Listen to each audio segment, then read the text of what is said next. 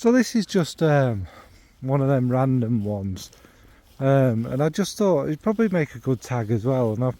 And I will tag some people at the end of it, I think, or in the comments, because I think it's not the same people as I normally do, different ones. I just think, you know, there's no decent tags about, and yeah. So this one's based around the idea of a mixtape, which is for you young folks, is something we used to give somebody we fancied back in the day, actually on a cassette tape, and then it became a CD, and then I suppose we share playlists on Spotify or something now.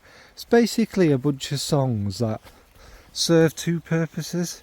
You want them to know you, what you're interested in, but you also want to, they weren't very realistic, because sometimes I suppose you'd want to impress them, or the songs themselves would have a kind of message running through them, wouldn't they?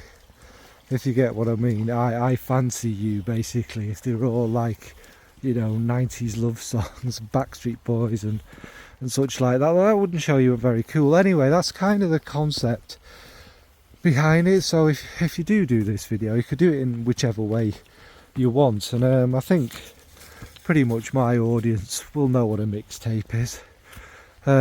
Some of us will even probably remember gramophone discs or whatever, really. So yeah, anyway, that's basically what it is. Nothing overly complicated or what have you, just something a little bit sort of different. So for me, I'm kind of going down the path of letting them know me, if you like, in this mixtape. So for old kind of John, John in his youth and whatnot, we know it was going to be in one of these videos, Joop Homme. Now this one is orange blossom, musks, kind of a honey, cinnamony kind of flavour. Groundbreaking at the time, changed the world of perfumery forever. Some people aren't a big fan of it nowadays.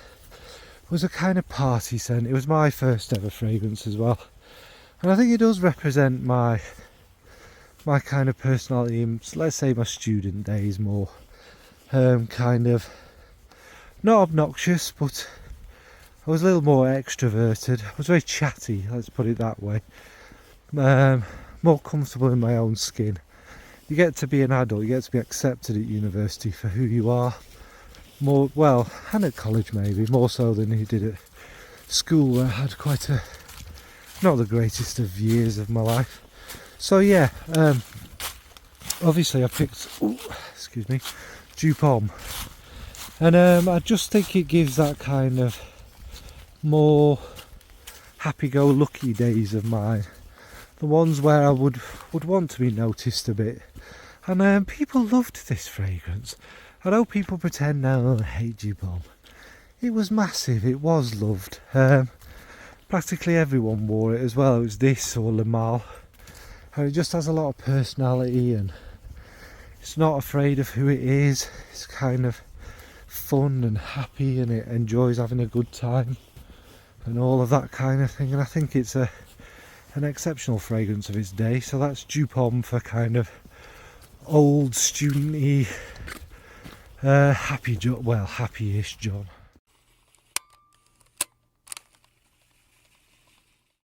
Next from Amouage we have Opus III, and this is for a kind of more, how would you put it, contemplative, slightly booky, not deep will come a bit later, but kind of, yeah, kind of peace, enjoying study and that kind of John.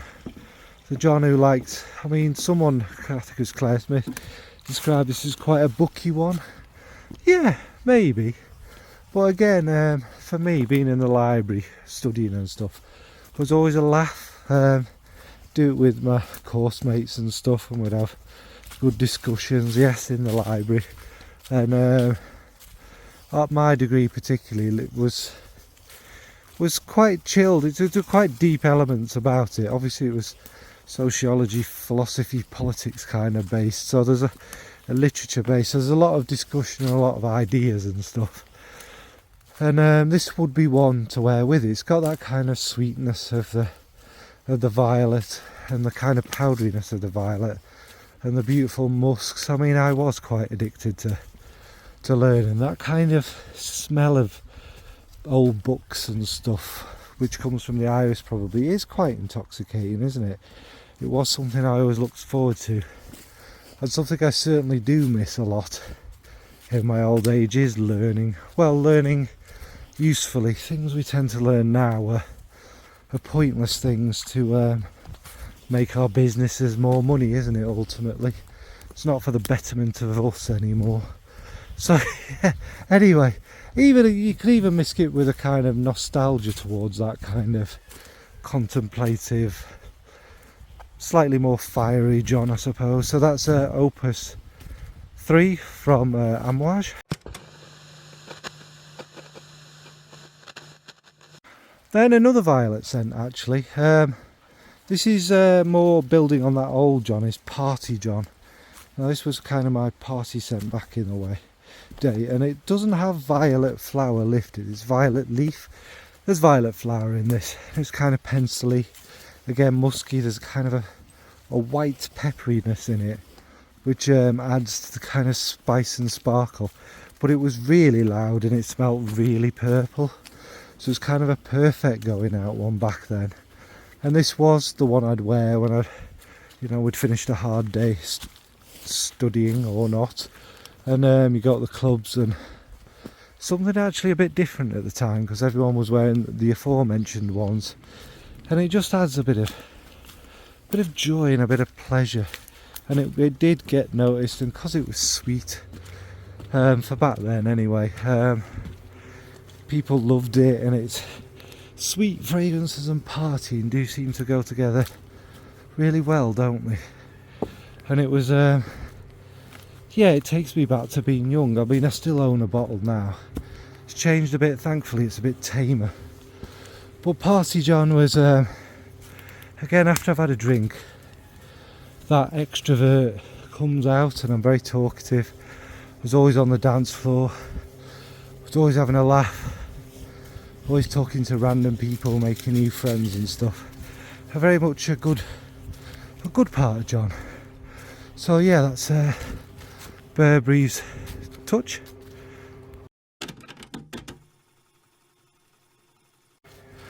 Next, another kind of side of me that you'd want to advertise as selling me, if you like, in a mixtape kind of way, is Outdoorsy John. And for that I picked Kilian's Love and Tears, which is, you can't see that there, imagine that meadow was covered in jasmine flowers. Everywhere's green, still winter, it's going to snow today actually, but imagine it's spring. It's the opposite way around. The snows are melting, the flowers are starting to come through, you've got that crisp sweetness of the new flowers in the air. That greenness is kind of fresh and it's juicy when it first comes through, isn't it? It's kind of very vibrant and lovely, and you haven't smelt it for a while. That's Love and Tears. It's all these kind of just beautiful flowers, and this is another reason. Outdoorsy John who likes being out here, and John who likes walking.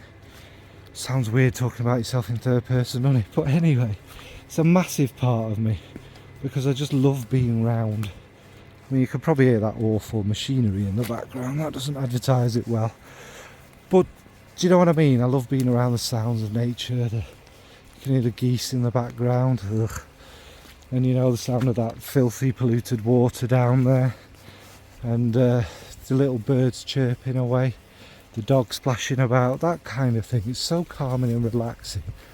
Even the wind in the trees is quite beautiful and calm, isn't it? It's really, if I could set up a little wooden hut in the middle of a forest, much bigger than this one, I think that would be how I'd like to spend my life, around nature and the peace and quiet of it all. So Love and Tears kind of represents that.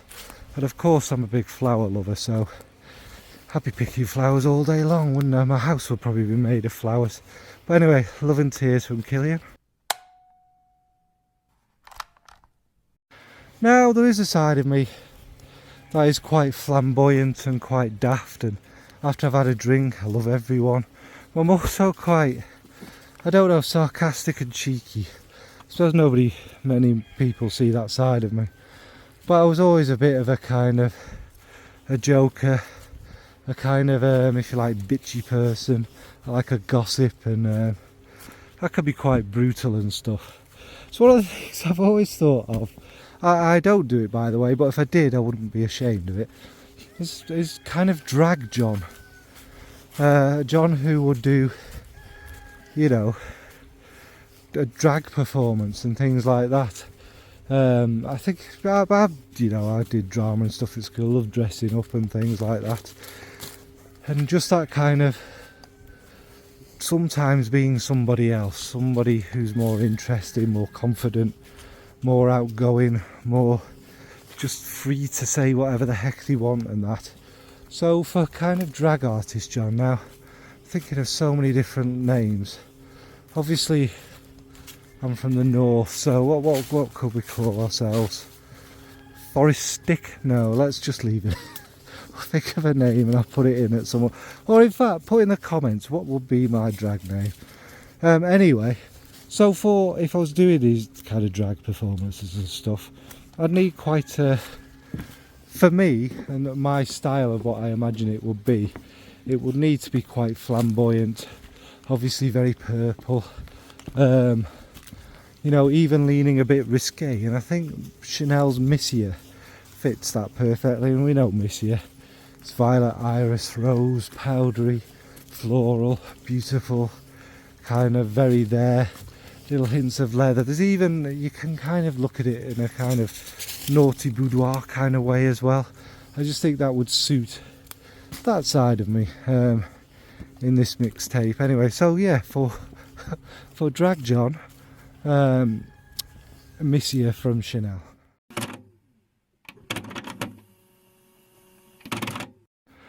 Now, of course, another side of me is, we know, I don't know what the right words are to describe this. It annoys me what words are used and stuff. But if you like, I'm woke, a lefty, liberal, socialist, all actually really huge compliments. I wouldn't necessarily describe myself quite like that. In my youth I did come from a good background, we'll just leave it at that, and then I've been living in a more middle class world, but again I'm university educated or whatever, so there's no reason particularly why I'd be lefty, if you like. But I suppose I believe in social justice, freedom for all, fairness in society and equal opportunities for all. Not the way the world is at the moment. I believe, you know, labour needs to be done, but everybody should be paid the same, more or less. I don't subscribe to this. Well, to get far in life you have to work really hard. I earn my £100,000 a year sitting in an office pushing a button, whereas Doris, who works 4 jobs in Asda and cleaning floors and toilets, she doesn't work hard, so that's why she deserves a minimum wage she can't get. But shut up, just shut up. So yeah, alright, I'm quite lefty. Now, what fragrance have I picked for that? Now, it was really weird to think about it, because you'd think I'd go for a red flower, what have you, but I've gone for Jasmina from Aromatics, and this is more kind of leaning the more hippie way. Now, I've already done quite a jasmine dominant fragrance in this video, but this one's slightly different. This one is about the flower rather than the scene. This is jasmine flowers, and all it does have the greening thing, does have the sweet thing going on, a slightly indolic feel. There are other florals in there, and it's just a very kind of calm at one kind of thing. And that's why I think that side of me, alright, maybe a bit angry at the world and stuff, but it's, if you like, jasmine flowers, they all grow together, they don't steal each other's food, they all rely on each other to kind of get on the plant, don't they, and stuff. And they're all roughly the same size. They all, you know, they all smell quite similar. I'm not saying everybody should be the same, but they're all given equal opportunities in life, aren't they, really? They're not ones that kind of like these plants trying to kill the trees so it can steal its resources and stuff like that, which is a very capitalist system, isn't it? This kind of only the strongest survive. No, we'll have none of that. But yes, this is a long ranty one. If some people want to consider me lefty, I will call it a more hippie kind of hoping the world is great kind of fragrance. Is Jasmina from April Aromatics. Then there's a kind of more, there's a dark John, isn't there? Kind of someone who loves living in a dark world of reality, like a dark forest, dark castle, kind of fascinated a bit with a macabre, not necessarily horror. I just think things that are dark and interesting are better than things that are light and clean and boring, to be quite frank.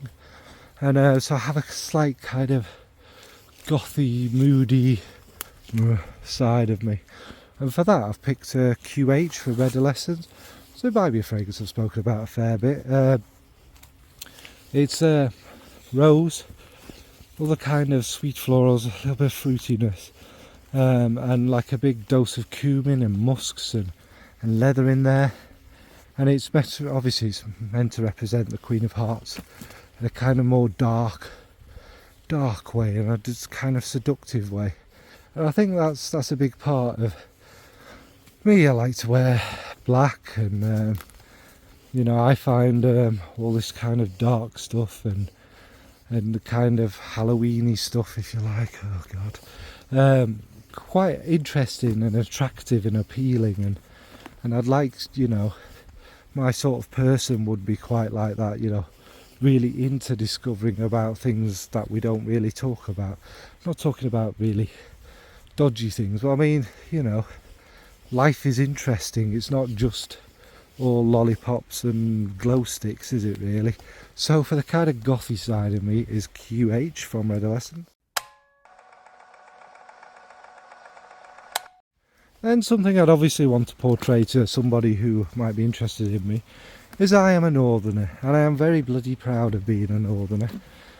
Although technically I'm a Midlander, but I'm from the North Midlands, and my heritage is quite split between the Northeast and the Midlands, and I spent a good chunk of my time in Yorkshire, so I am a northerner. I have northern values and northern ways, which mean you're friendly, you speak to people, you take life at its pace, you know, you take things in, you grumble about stuff, you're used to the cold, you're a bit tight, I suppose, or frugal, wise with money, because we don't have any money up north because the south have stolen it all, that kind of, you know, kind of down to earth and at one with the world. I am a northern stereotype in the fact one of my granddads was a coal miner, and I come from the Peak District, which is all mining and quarries and that kind of history, as well as being beautiful. So what have I gone for northern, John? Top Shelf from One Way Bridge, and that's because this is a kind of, it's a hairy chest, it's a manual worker, it's someone who's a bit, you know, hey up, how's you? I've been working hard all day. I've come to the pub at end of day to chuck down some alcohol down my neck. That kind of thing. I don't know what that accent was. But yeah, it's a kind of, it's a grizzly kind of reality person, but with a lot of charm and a lot of fun and a laugh, and you know, it's very warm and people want to know this person wearing Top Shelf, man or woman, whatever. So yeah, for the northern side of me is Top Shelf from One Way Bridge.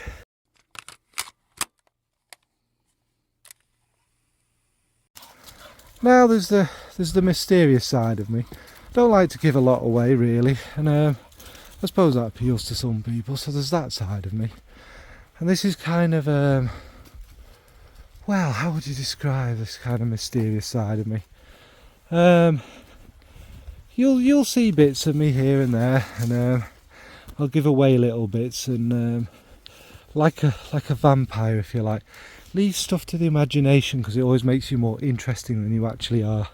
So I've obviously gone for Tom Ford's Noir de Noir, rose, patchouli, truffle, wine, kind of chocolatiness, musks, beautiful, just a perfect scent. And yeah, that kind of Dracula kind of thing he's mysterious, that's why he's seductive, a little bit dark maybe, and interesting. Whereas someone who gives everything away, well, there's nothing to intrigue you or to learn about from them, is there really? So just gonna keep it at that. One, I'm dying, and two, I spoke so much about this fragrance. I think we all have a little bit of a mysterious side about us. That's Noir de Noir from Tom Ford. And finally, there's kind of John the people person, if you like. The social person, the person who likes to, you know, make people feel good and help people. And I mean, that was my job really. And a kind of social kind of John. I've gone for a really weird one, but it's a fragrance that I don't mind, but I don't wear it too often. But whenever I do wear it, it's the only time I get one of them very rare things called a compliment.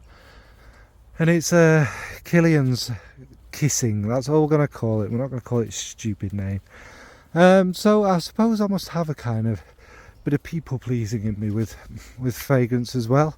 And obviously I'd say I try with people. I don't, you know, if I don't like someone, I'm quite quiet. I'm not rude. There's people we don't like in our lives, is there? But I'd rather be sort of the better person. And yeah, I just like people. I mean, obviously my degree, everything, all my jobs have been about people, studying people, understanding society and ways of improving it, and why people might be the way they are, etc, etc. So a big part of my life is people, not constantly all the time, and I prefer the attention to be on them than me. So it's a little bit maybe introverted in that way. And again, kissing is, people could clearly smell it on me, but it's not a big obnoxious fragrance. It's what's it like? It's like caramel, vanilla, soft. It's got a lily running through it as well, which is kind of the sweetness in there. And it's just beautiful. Lily of the, we'll just call it lily. It's lily of the valley, isn't it? It gives it a sweetness and a bit of greenness in there. So it's all balanced, and it's a charming, interesting fragrance that I think is calm and does represent a kind of calm people person, me. Anyway, enough. That's Kilian's Kissing.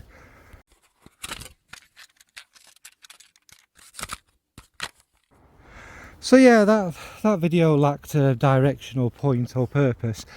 You could call it one of them personality videos. Could also call it like it is, a mixtape, kind of revealing yourself to people you like and you're interested in, giving them a little sneak peek. I've tried to mention fragrances I don't always mention. Didn't succeed there, did I? But it's one of them things that make you think like you used to do when you'd give a mixtape. So what fragrances would you tell people to sniff to make them think of you or to get to know you? I think it's a good tag, although I've not done it in the best of ways. But what about you? What would fragrances represent these sides of you? If I was getting to know you, what would you tell me to smell for certain sides of you? Oh God. Are there any fragrances that represent you completely? Alright folks, no more waffle, thanks. I'll put the tags in the old comments. Bye.